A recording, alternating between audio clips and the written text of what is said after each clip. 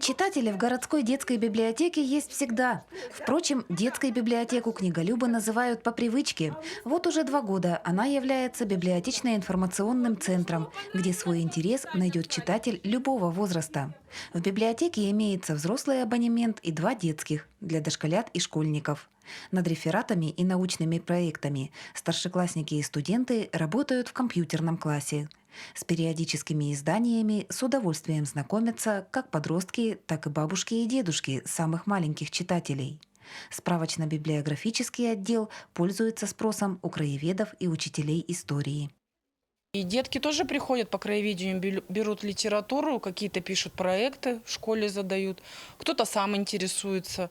Сегодня библиотечно-информационный центр работает с читателями и пользователями в разных интеллектуально-творческих направлениях. Это и тематические выставки, и вечера, и встречи с интересными людьми, жителями города и района. Планомерное взаимодействие ведется с учреждениями образования. У нас 9 садов, с которыми я веду работу. Моя работа заключается в том, что я приношу литературу по запросу читателей в детские сады, получается, журналы. Также провожу им ежемесячно, несколько раз в месяц мероприятия. Масштабным проектом является выпуск киножурнала «Хочу все знать». Первый выпуск вышел в свет год назад. Выбор темы, сценарий, сбор информации, съемки, монтаж. Над киножурналом работает весь коллектив библиотеки. Сейчас дети, они же все у нас, как сказать, продвинутые, все смотрят телевидение, телефоны и YouTube. И мы решили придумать вот такой выпуск, киножурнал «Хочу все знать». В свет уже вышли 10 выпусков киножурнала «Хочу все знать». Кто такие комсомольцы, в чем уникальность северных рек, какие приемы используют писатели-фантасты и где живет рыба-бабочка. Раскрывая самые разнообразные темы, киножурнал знакомит зрителей с удивительными фактами. Серии размещаются на страничке в YouTube. Зачастую первоначальные идеи в процессе усовершенствуются. Сплоченный у нас коллектив, идея возродилась, мы ее обсуждаем все вместе, да, и кто-то какой-то вклад, каждый вносит небольшой вклад. В последнем, 10-м выпуске киножурнала «Хочу все знать» библиотекари рассказали зрителям о мемориале Победы. Обелиск в память алданцев, героев Советского Союза, был воздвигнут в 1950 году по улице Горького, 62. Памятник изготовлен из металла. В 1986 году на месте обелиска в память алданцев, героев Советского Союза, был возведен мемориал славы. Старый памятник вывезен на территорию городского кладбища и поставлен у входа справа. К 40-летию Победы в Алданский район была доставлена земля с полей, где шли кровопролитные бои. Капсулы с землей городов-героев были помещены в 11 блоков на площади Славы в поселке Алексеевск. 9 мая 1985 года часть этой священной земли была передана алданцам. Капсулу доставили 40 спортсменов. Шел снег с дождем, но спортсмены в 5 часов утра стартовали с площади Славы в поселке Алексеевск. Из-за непогоды бежать по шоссейной трассе Алексеевск-Алдан было тяжеловато, но участники эстафеты понимали свой долг, и земля из городов-героев была доставлена в город Алдан вовремя. Спустя год, 29 июня 1986 в Алдане состоялось торжественное открытие мемориала славы. Для алданцев мемориал стал священным местом, где сплелись благодарность старшим поколениям и гордость за советский народ. На открытие пришли колонны коллективов предприятий и организаций, многие жители. Повыше, на площадке, стояли фронтовики, убеленные сединами, с орденами и медалями на груди. Рядом колонна женщин в красных косынках с белым голубем, символом мира. Это те, кто потом и кровью добывал победу, трудясь в тылу. Здесь же гости и, конечно же, скульптор Семен Кириллович Прокопьев и архитектор Иван Семенович Лукин, авторы памятника. Ветераны войны в сопровождении комсомольцев несли капсулу со священной землей городов-героев. Шли воины и пионерский почетный караул. вспыхнуло яркое пламя, символ неугасимой памяти о тех, кто отдал жизнь за свободу. Рядом в нишу закладывали капсулы, собравшиеся почтили павших минутой молчания.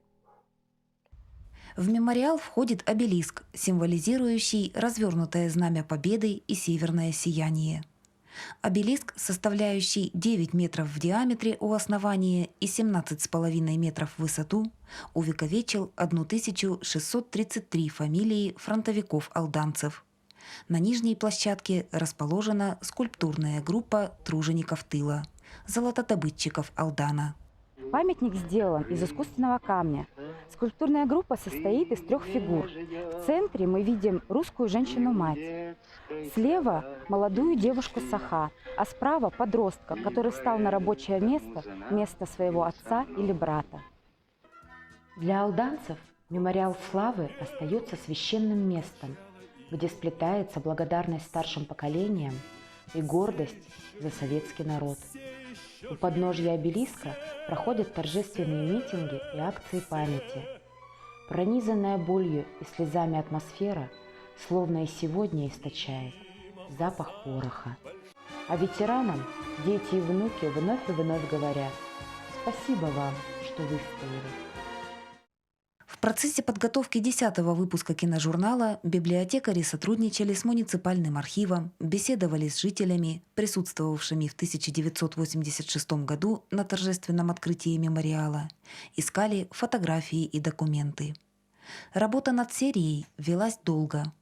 Впрочем, основательность от авторов требуется при погружении во все темы. Самое сложное – это, как правило, нужно собрать всю информацию достоверную, чтобы это было очень интересно нашему читателю, да. Ну и, естественно, самое уже такое удовлетворительное, наверное, начало – это то, что процесс завершен. С предпоследним, 9-м выпуском киножурнала юные телезрители познакомились в последних числах октября, в канун профессионального праздника автомобилистов. 9-й выпуск библиотекари посвятили автомобилю ЗИС-5 по улице Мегина-Кангаласской. Грузовая машина, соратница и верная подруга дорожных строителей. Автомобиль ЗИС-5 на постаменте по улице Мегина-Кангаласской является визитной карточкой города. Сегодня трехтонка олицетворяет дань уважения и почтения строителям Южно-Якутской магистрали. Памятником дорожникам стал настоящий автомобиль, преодолевший тысячи километров реальных дорог. О мемориале по улице Мегина-Кангаласской зрителям рассказали старейшие сотрудницы предприятия «Аям-Транс» Надежда Ивановна Пугачева и Альбина Ивановна Белокопытова. Углубившись в историю, собеседницы издания поведали о том, как зарождалось дорожное хозяйство на прииске Незаметном. А наши первые автомобили, вот АМО-3 и ЗИС-5, они появились уже в 1932 году. Вот. Наши еще тогда, только в 1929 году мы организовались, еще работали, еще в то время работали верблюжьи упряжки, оленьи упряжки, конные упряжки работали на этой трассе. Еще трассы как таковой не было. Вот там сначала до Тынды сделали, потом до Чульмана. Вот до Чульмана, когда трассу сделали, перевозки шли до Чульмана, а потом перегружали на оленей, не на оленей, на конную, на коней, на верблюдов, и уже дальше шли обозы вот такие. Только с 1938 года наше предприятие перешло на перевозки полностью автотранспортом.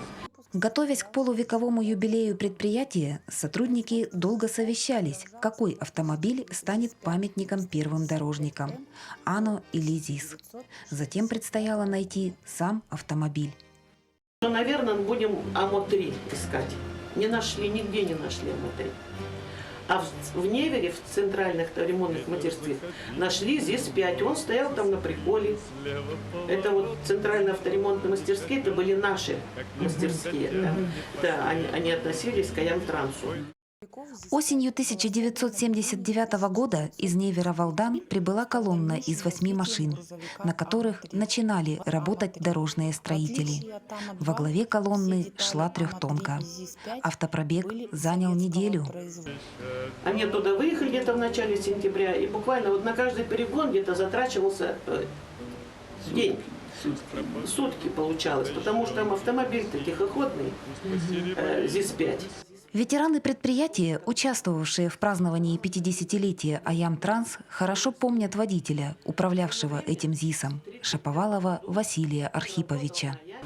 В свое время, в 1931 году, он работал на Аяме именно вот на таком автомобиле с 1931 года по 40-й, и даже по 41-й, до начала войны. А когда началась война, он на этом автомобиле ушел на фронт. Вот.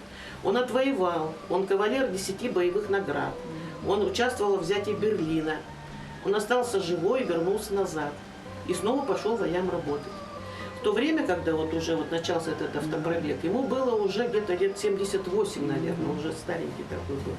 В ходе подготовки серии библиотекари восстановили утраченные детали памятника.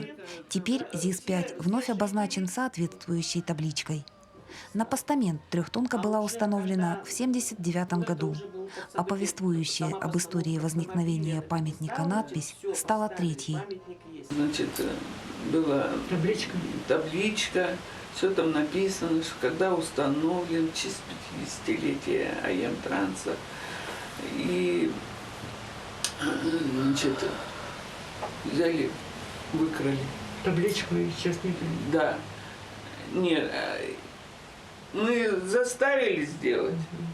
В Бугаю ходили, сделали, снова вторую табличку, все равно выкрали. Восстановление таблички стало символическим подарком к профессиональному празднику работников автомобильного транспорта. Металлокерамическая плитка была изготовлена по историческим фотографиям. Инициатива восстановления надписи принадлежит директору Алданской детской библиотеки Татьяне Ефимовой.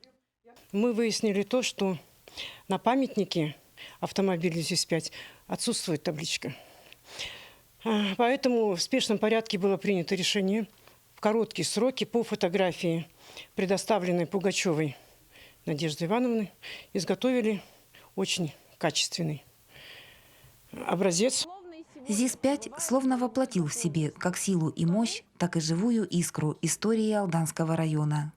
А выпуск киножурнала стал весьма познавательным не только для юных зрителей и их родителей, но и для ведущих. Да, действительно, очень много узнали интересного, как это все происходило.